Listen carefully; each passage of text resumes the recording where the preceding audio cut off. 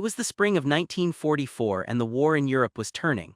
The Allies had broken through North Africa, punched into Sicily, and were now grinding their way up the boot of Italy. Across the English Channel, the greatest invasion force in human history was assembling, waiting for its moment to crash onto the beaches of France. The tide was shifting, and everyone who understood war could feel it.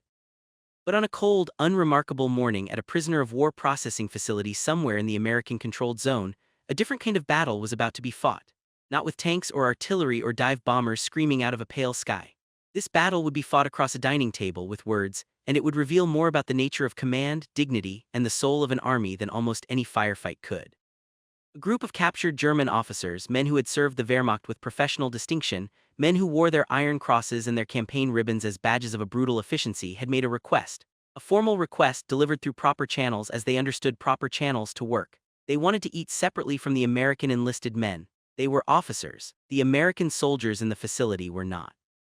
And in their understanding of military hierarchy, of social order, of the natural and immovable structure of things, the separation was not merely appropriate, it was required.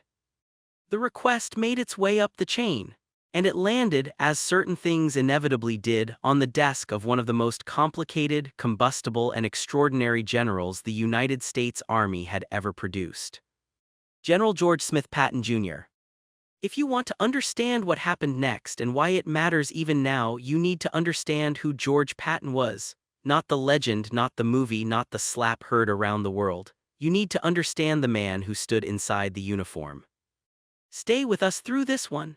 If stories like this are what you're here for, go ahead and subscribe right now because we dig into moments exactly like this one, moments where history turned not on the grand sweep of armies but on the character of a single human being.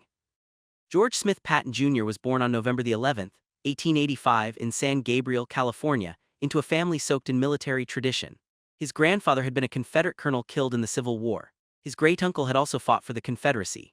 The Pattons were Virginians by blood and soldiers by inheritance, and young George grew up breathing in stories of cavalry charges and battlefield glory, the way other children breathed in summer air.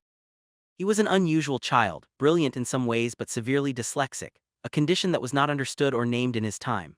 He struggled to read, struggled with the written word, and carried that particular shame that comes from knowing you are intelligent while watching others move through text with an ease you cannot grasp. He compensated through memory and through a consuming, almost desperate study of history. He did not just read about great commanders, he absorbed them. He memorized their campaigns. He walked battlefields in his mind the way a priest walks the stations of the cross. He believed, sincerely and without embarrassment, that he had been a warrior in previous lives. He spoke of it openly. He described sensing the ghost of his former selves on ancient battlefields in France and North Africa. Whether one accepts that or not, what it reveals is a man who understood himself as belonging to a long tradition, a man who took the weight of military history personally. He graduated from West Point in 1909, fifth in his class, and almost immediately began distinguishing himself as something more than a competent officer. In the 1912 Stockholm Olympics, he competed in the modern pentathlon, finishing fifth overall but coming third in shooting and riding, and would have placed higher had he not been penalized in the fencing. He studied cavalry tactics, he mastered the saber, he pursued horsemanship the way others pursued rank. He was, in the old and most complete sense of the word, a warrior. He served under General John Pershing in the punitive expedition against Pancho Villa in Mexico in 1916, and when the United States entered the First World War the following year, Patton went with Pershing to France. There he did something that would define the rest of his military life. He became the first officer in the United States Army to be assigned to the newly formed Tank Corps. He studied the machines, drove them himself, trained men in their use, and at the Battle of San Miguel in 1918, he led American tanks into combat for the first time. He was wounded during the Meuse-Argonne offensive, shot through the leg while standing in the open, an act of precisely the kind of reckless physical courage that would become his signature. Between the wars he remained in the army, though the interwar army was a bleak and underfunded institution that offered little to men of ambition. He studied, wrote, argued, trained. He watched the German Wehrmacht develop its armored doctrine with intense professional interest and an uncomfortable admiration. He read the same theorists the Germans read, Liddell, Hart, and Fuller, and he reached many of the same conclusions. Armor, speed, shock, the deep thrust that paralyzes rather than simply pushes. He understood what the next war would look like before most of his colleagues had admitted there would be a next war. And then the war came, and George Patton came with it. He commanded the Western Task Force during Operation Torch in November 1942, landing American forces on the coast of Morocco. When the campaign in North Africa went badly wrong at the Kasserine Pass in February 1943, where raw American troops were badly mauled by experienced German armor under Rommel, it was Patton who was sent in to salvage what remained of the II Corps. He arrived like a weather system. He imposed discipline with a ferocity that his men initially resented and eventually understood. He drove them, shamed them, terrified them, and turned them into soldiers. He then handed II Corps to Omar Bradley and took command of the 7th Army for the invasion of Sicily. In Sicily, Operation Husky in July and August of 1943, Patton delivered one of the most spectacular performances of the entire war. When Bernard Montgomery's British 8th Army bogged down in the east of the island, Patton, operating initially in a secondary role, simply refused to accept limitation. He drove his army westward to Palermo and then wheeled east along the northern coast in a race to Messina. He used end runs along the coast, amphibious landings behind enemy lines, the kind of improvised mobile warfare that his entire professional life had been preparation for. He reached Messina first, though not before most of the German and Italian forces had escaped across the strait to the Italian mainland, a failure that gnawed at him. It was during the Sicily campaign that the incident occurred which nearly ended his career and certainly defined his public image for generations. On 2 occasions, Patton visited field hospitals and encountered soldiers who had been evacuated for what were described as shell shock and emotional exhaustion, what we would now recognize as combat-related psychological trauma. Both times, Patton lost control. He screamed at the men, called them cowards, in one case struck a soldier across the face with his gloves. He was incapable of recognizing psychological injury as injury. In his world, there was courage and there was failure, and he had no patience for what looked to him like the latter. General Dwight Eisenhower, his superior and in many ways his opposite, was furious. He forced Patton to apologize personally to the men he had struck, to the hospital staff, and to his entire 7th Army. He kept the incidents from the press for as long as he could, but eventually the story broke, and there was a genuine possibility that Patton's career was finished. It was not finished, partly because Eisenhower understood what Patton was worth in the field. He was kept in limbo for months, used as a decoy in the planning for the Normandy invasion, his very presence in southern England suggesting to German intelligence that any cross-channel attack would be led by him and therefore must be aimed at the Pas-de-Calais, the shortest crossing point. The Germans believed it. They kept substantial forces in the Pas-de-Calais even after the landings at Normandy on June 6, 1944. When Patton finally got his command, the Third Army, activated on August 1, 1944, just weeks after D-Day, he was unleashed like something that had been held under pressure for too long. In the breakout from the Normandy beachhead, Operation Cobra, Patton's Third Army swept across France with a speed that seemed impossible. His armored columns crossed the Loire, bypassed strongpoints, covered distances in days that conventional wisdom said would take weeks. He reached the Seine, crossed it, headed east toward Germany. And it was in this context, this extraordinary, relentless, furiously driven campaign, that Patton found himself dealing not just with the enemy across the wire but with the enemy behind him. With attitudes, with assumptions, with the quietly monstrous presumptions of men who had lost the war but had not yet understood that they had lost the argument too. The German officer corps of the Second World War was a complicated institution. It was not monolithic. It contained men who were genuine soldiers in the traditional sense, professionals who had mastered the craft of arms, and who conducted themselves according to the old codes of military honor, or at least believed they did. It also contained men who had participated enthusiastically in some of the worst crimes in recorded human history. The line between these categories was not always clear, and many men existed somewhere in the uncomfortable middle, having given orders they could rationalize and looked away from evidence they could not bear to examine. But there was one thing that virtually all of them shared that united the fanatics and the cynics and the reluctant professionals alike: a sense of hierarchy so deep and so complete that it functioned not as a philosophy but as a physical reflex. Officers were officers. Enlisted men were enlisted men. The distance between them was not merely institutional, it was moral, it was ontological. An officer was a different order of being from a common soldier, and the idea that the two categories might sit at the same table, eat the same food, occupy the same social space, was not merely unusual. It was, in the deepest sense of how they understood the world, wrong. This was not unique to the German army of the Nazi era. It ran through European military culture going back centuries, and it was rooted in something older still, in the aristocratic systems from which European officer corps had evolved. in the feudal understanding that those who commanded were of a different blood from those who obeyed. The Prussian military tradition, which formed the backbone of the German army, had codified this more rigorously than almost any other. The relationship between an officer and an enlisted man in the German system was not merely formal. It was social, cultural, and in the ideology of the Nazi period it had acquired racial overtones as well. The right kind of man gave orders, the other kind followed them. When German officers were captured, they brought this understanding with them. It was to them not an ideological position. It was simply the way things were, the way things had always been, the way things would always be. That American officers might not share it struck them, when they thought about it at all, as a peculiarity of a nation that had never quite understood how civilization actually worked. And so the request was made. The German officers wanted to eat separately from American enlisted men. Now, to understand what made this request particularly charged, particularly revealing, you need to understand something about the American Army of the Second World War and about the values it was supposed to represent. The United States Army in 1944 was not a professional army in the European sense. It was a citizen army, a force built in the space of a few years from a peacetime establishment of barely 200,000 men to a wartime force of over 8 million.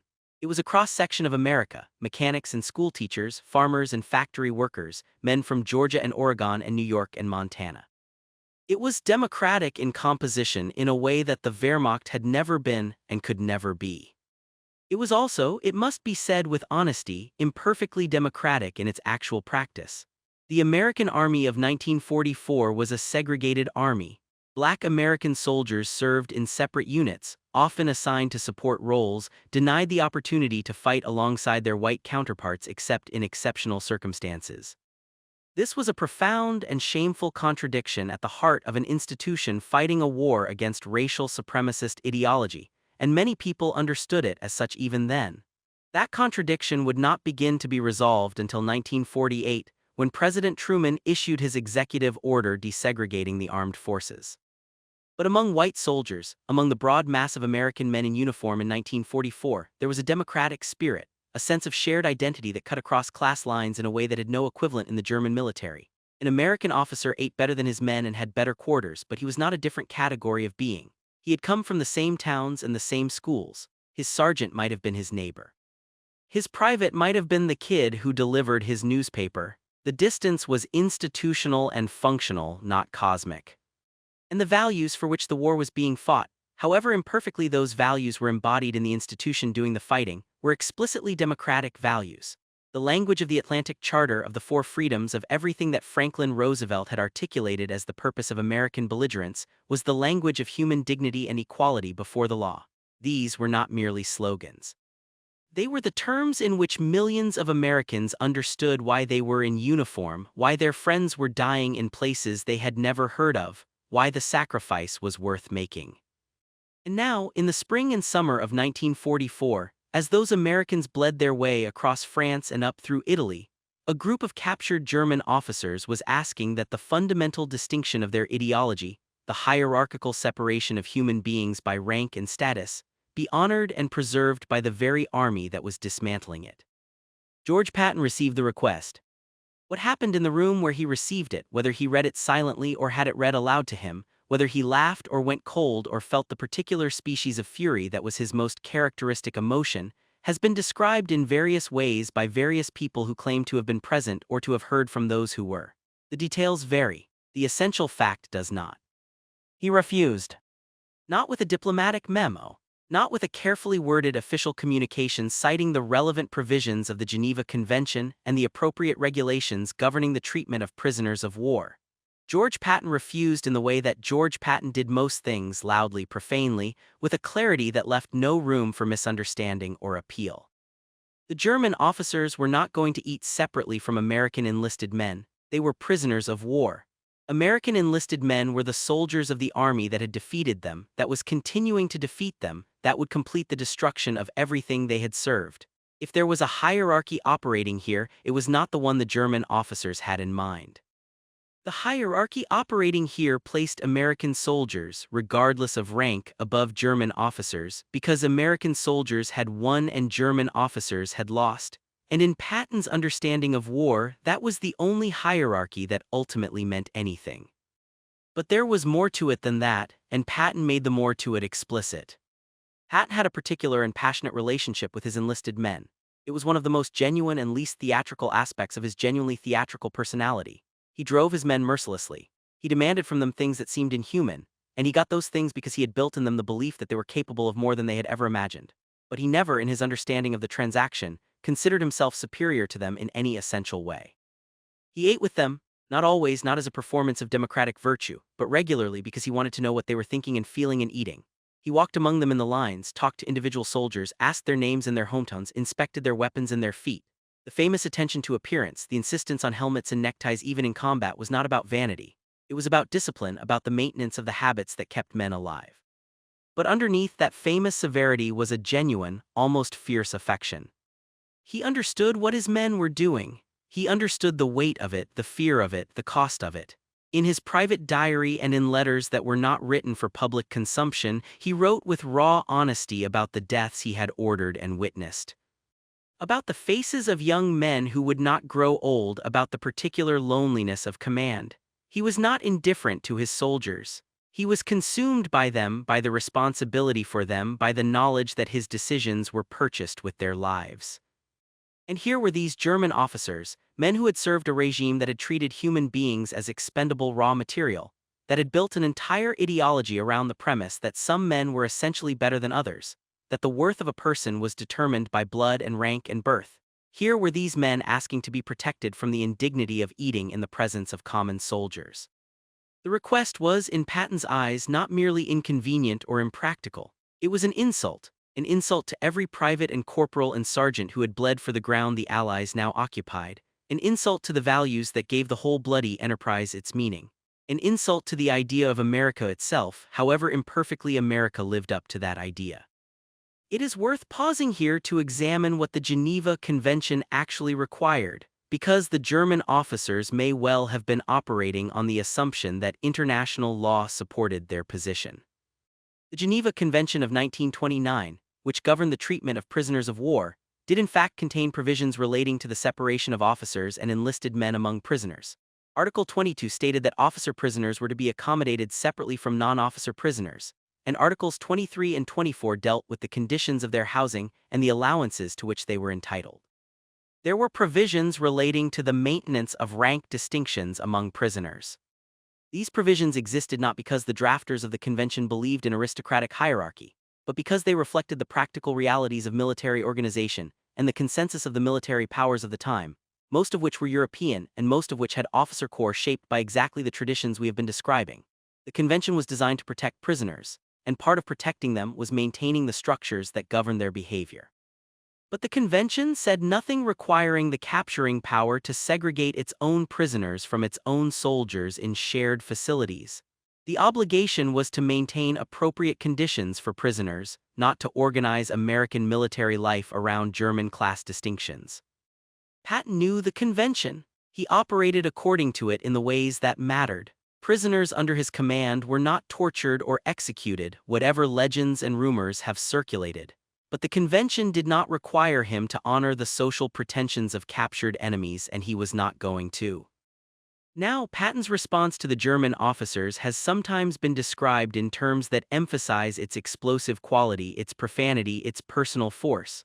All of that is true. But underneath the performance, and Patton was always performing, even alone, there was a coherent and deeply held set of beliefs that the response expressed. Patton believed in the American soldier with a fervor that was almost religious.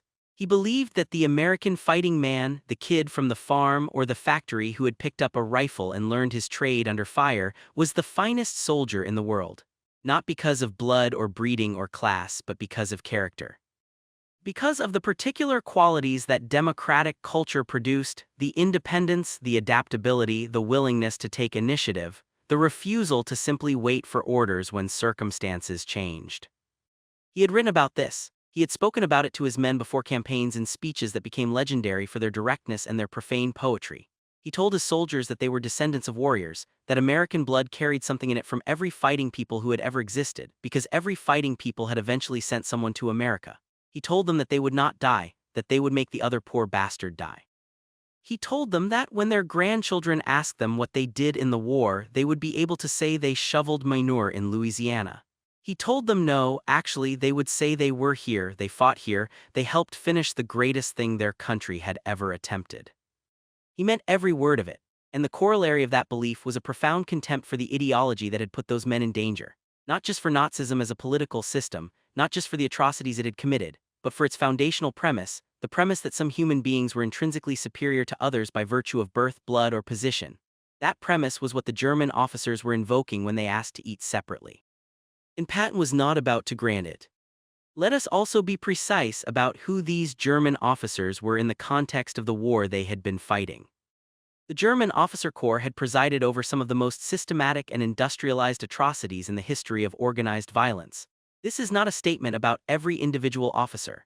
Individual cases varied enormously, and there were German officers who had behaved with genuine humanity and who had at considerable personal risk refused orders they believed to be criminal.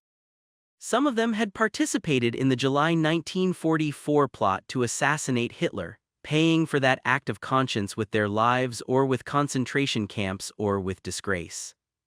But as an institution, the German officer corps had enabled, and in many cases actively participated in the systematic murder of Jewish people across occupied Europe, in the deliberate starvation of Soviet prisoners of war, of whom more than 3 million died in German captivity, in the mass execution of civilians in reprisal for partisan activity. In the administration of occupied territories under policies that treated entire populations as subhuman labor to be worked until they could no longer work and then discarded. The contrast with the United States Army's treatment of German prisoners was stark. German prisoners in American custody were well-fed, medically treated, allowed to maintain unit structures, provided with recreational facilities, and in many cases employed in agricultural labor at wages agreed under the convention. The death rate among German prisoners in American custody was remarkably low. The contrast with Soviet custody was extreme. The contrast with what German captors had done to American and British and Soviet prisoners was total. So when German officers in American custody asked to be protected from social contact with American enlisted men, they were asking a favor from an institution that had treated them far better than their own institution had treated its prisoners. And they were asking it on the basis of a hierarchical principle that their institution had applied in its most hideous form to mean that some people did not deserve to live at all. Patton understood this viscerally and completely. It is also worth examining what the request revealed about the psychological condition of the German officer corps in the summer and autumn of 1944. By this point, the war was clearly lost. The Normandy landings had succeeded. The Soviet summer offensive Operation Bagration had destroyed Army Group Center in the east with catastrophic losses so severe that the German army would never fully recover. The plot to kill Hitler had failed, and the subsequent purge had eliminated many of the Wehrmacht's most capable remaining officers. The Allies were advancing on Germany from west and east, and the only questions were how much more would be destroyed before the end and how many more people would die. In this context, the insistence of captured German officers on the maintenance of social hierarchy was not merely arrogance. It was a psychological mechanism. As long as the familiar structures held, as long as rank meant what it had always meant, as long as the social order they had served and embodied continued to organize their daily existence, the reality of what had happened to that order was easier to defer. The request for separate dining was, at some level, a request to be permitted to believe that nothing fundamental had changed, that they were still who they had been, that the world they had fought to create or preserve was still intact.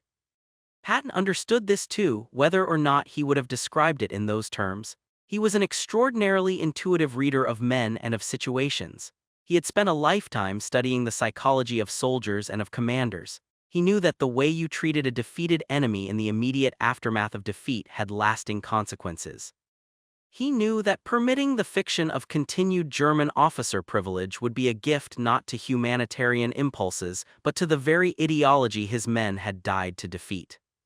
The answer was no, it was going to stay no. There is a story, repeated in various forms in memoirs and histories and regimental accounts, about what Patton actually said when the request was brought to him. The precise words vary depending on who is telling it and how close they were to the event, but the substance is consistent. He is said to have declared that there was only one hierarchy that mattered in a prisoner of war facility under his command, and that hierarchy put American soldiers at the top and German prisoners, regardless of their rank, below them. He is said to have pointed out, in language stripped of all diplomatic cushioning, that the German officers had not won the right to make demands of any kind. That winning and losing created a more fundamental ordering of things than any system of rank ever devised by any army. That the American enlisted men around them had done something that the German officers, with all their professional training and all their aristocratic codes, had entirely failed to do. They had defeated the German army. They had crossed the Atlantic, trained in the field, landed on hostile beaches, and driven the finest professional military force in the world backward across France and toward its own borders. Those men had earned everything they had and more. German officers had earned precisely nothing except the right to be grateful they were in American custody rather than Soviet. He is further said to have addressed the question of separate dining with a specificity that removed any remaining ambiguity. The German officers would eat where and when, and with whom the administration of the facility determined. If the administration determined that this was in the same space as American enlisted men, then that was where they would eat. If they found this arrangement unacceptable, the relevant provision of the Geneva Convention entitled them to formal written complaint through the protecting power. He wished them joy of that process. In the meantime, they could sit down and eat their food. The story of this incident traveled. It spread through the American forces in Europe with the particular speed of things that articulate what many people feel but have not found words for. Patton had a gift for the phrase and the gesture that crystallized a truth that made abstract values concrete and personal. This was one of those moments. For American enlisted men, many of whom had their own complex feelings about the officer class, both American and German, the story was satisfying in a very particular way. It was not just a story about putting Germans in their place, though it was certainly that. It was a story about a general who actually meant what America was supposed to mean.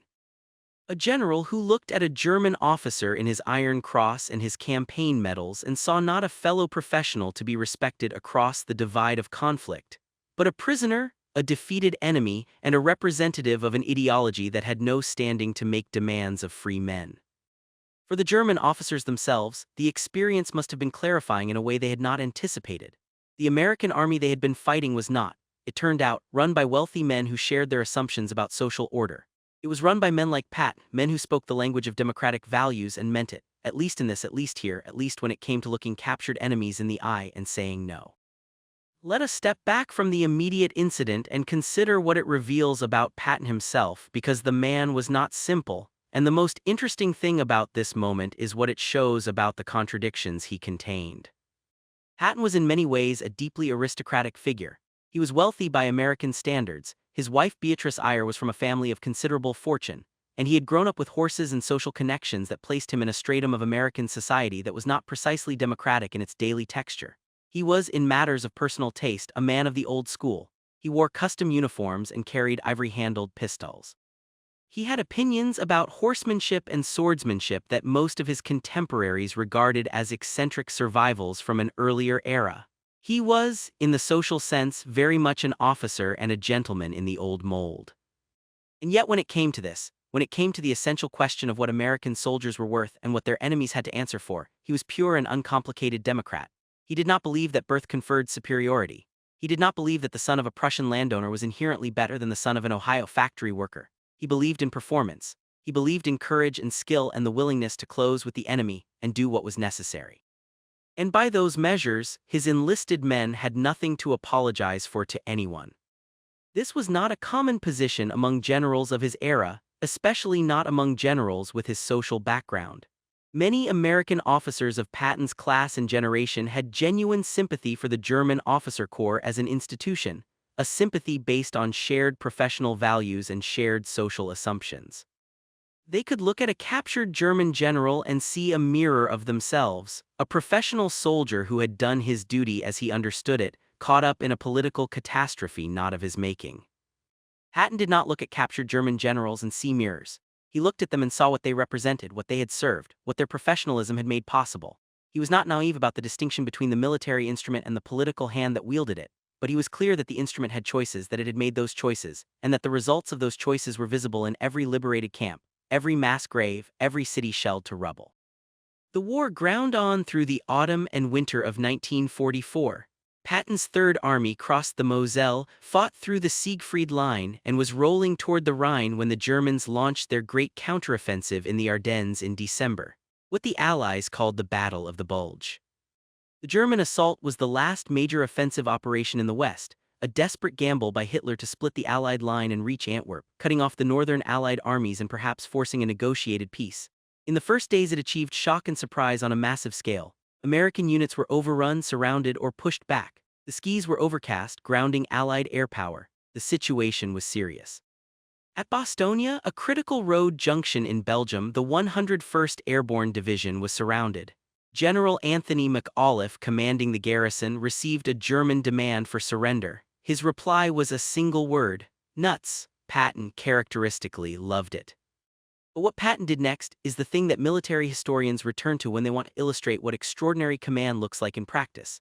He had been summoned to a conference with Eisenhower and other senior commanders on December the 19th, 2 days after the German assault had begun. Eisenhower asked whether Patton could attack northward into the German flank and relieve the pressure on the Bulge. Other generals thought in terms of weeks. Patton said he could attack within 48 hours with 3 divisions. There was laughter. It was not possible to disengage 3 divisions from one axis of advance, turn them 90 degrees north, and launch them into a major offensive in 48 hours. It was not possible. Patton had already ordered his staff to begin planning the move the previous day before the conference because he had anticipated what would be asked of him and had refused to wait for permission to prepare. He turned 3 divisions, drove them through ice and snow, and on December the 26th his forces broke through to Bastogne. It was one of the most remarkable feats of operational mobility in the history of American arms. After the Bulge was crushed and the German armies were driven back to and then across the Rhine, the end came with a speed that even optimists had not predicted. Patton crossed the Rhine at Oppenheim on March the 22nd, 1945, before Montgomery's far more elaborate crossing to the north, and could not resist calling Eisenhower personally to tell him about it with a schoolboy's delight. He drove his army deep into Germany, covering distances that seemed to recalibrate what was possible. His forces liberated prisoner of war camps, found concentration camp subcamps, saw what the regime they had been fighting had actually been. Those encounters affected his men in ways that were difficult to process. Photographs exist. Letters home were written that parents and wives and sweethearts read and then put away and could not speak about. Whatever abstractions the war had been fought for, here in these places was the concrete reality. Here was what German social hierarchy, German racial science, German order and efficiency had actually produced when applied to human beings classified as subhuman. Patton wept. He wept, and then he summoned German civilians from nearby towns and made them walk through the camps and look. He documented everything. He was infuriated by those who suggested that publication of the evidence would be propagandistic, that it might inflame rather than inform. He wanted people to see and to know and to understand that this was not an aberration or an excess, but an expression of what the regime was. The war in Europe ended on May the 8th, 1945. Victory in Europe, VE Day. In the streets of American cities and Allied capitals there was celebration of an intensity that the previous 6 years of fear and grief and loss had compressed into something that came out as a kind of glorious, communal, weeping joy. In the silence of European fields where the dead lay buried in their long rows, there was something else. Patton, in the immediate aftermath, faced a new set of problems that would prove, in their way, as challenging as any he had faced in war. He was appointed military governor of Bavaria, responsible for the administration of one of Germany's core territories in the first months of occupation. It was work for which he was spectacularly ill-suited. The denazification program, the systematic removal of Nazi Party members from positions of authority in German civil society, was a political and administrative undertaking that required patience, nuance, and an understanding of occupation governance that Patton did not possess and was not interested in developing. He regarded the program with contempt, not because he was soft on Nazism, but because he saw it as impractical. You could not run a postal system or a power grid or a sewage system without the people who had been running them. And in Germany, those people had, in very many cases, been Nazi Party members, often as a matter of professional necessity rather than genuine political commitment. In September 1945, he made a remark at a press conference that effectively ended his career in the post-war occupation. Comparing the Nazi Party to the Democratic and Republican parties in the United States as organizations that people joined for pragmatic rather than ideological reasons, he provided a quote that, taken from its context, sounded like a trivialization of everything that had just been fought for. The press exploded. Eisenhower was furious. Patton was removed from command of the Third Army and given a paperwork assignment. He was devastated. He had never in his life considered any work other than command. The idea of a future without it was incomprehensible to him. He began, in letters and in conversations with his wife and closest friends, to speak about his death with something that was less than grief and more than acceptance. On December 9, 1945, just months after the war's end, Patton was involved in a car accident on a road outside Mannheim in Germany. A truck pulling out of a side road collided with his vehicle. His driver and the other occupants were uninjured. Patton was not. The impact threw him forward and he broke his neck at the third and fourth cervical vertebrae. He was paralyzed from the neck down. He lived 12 days in the hospital at Heidelberg. He died on December 21, 1945, from pulmonary edema, congestion of the lungs, a complication of his injuries. He was 60 years old. Beatrice was with him at the end. He was buried at his own request with his men at the American Military Cemetery at Hamm in Luxembourg, among the graves of soldiers of the Third Army who had died during the Battle of the Bulge. He had said that a general should be buried with his troops. He lies there still. Now let us return to that dining room, to that request, to that moment of encounter between two different understandings of what a human being is and what one human being owes to another. The German officers who made that request were operating from a framework that the world they had helped to build had imposed on everything they saw. In that framework, hierarchy was natural, fixed, and morally justified.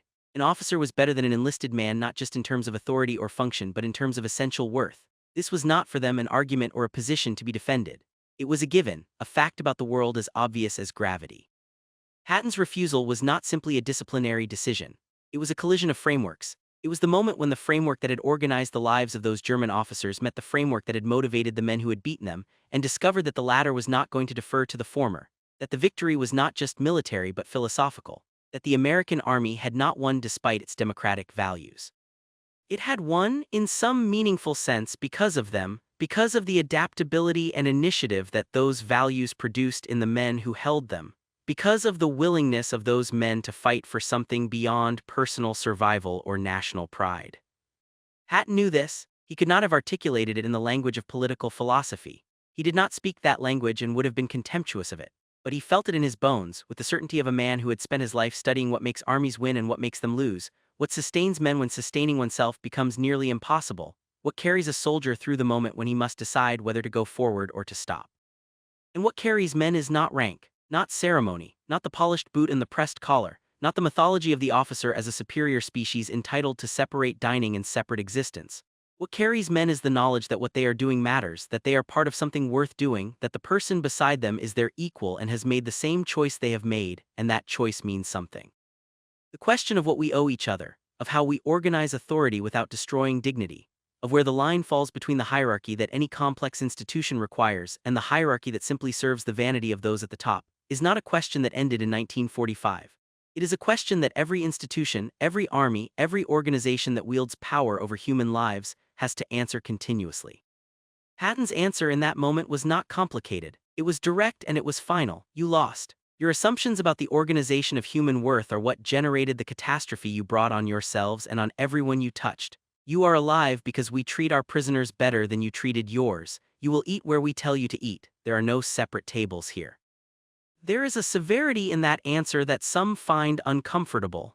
There is an element of humiliation in it, a refusal of the dignity that defeated men conventionally expect from their captors.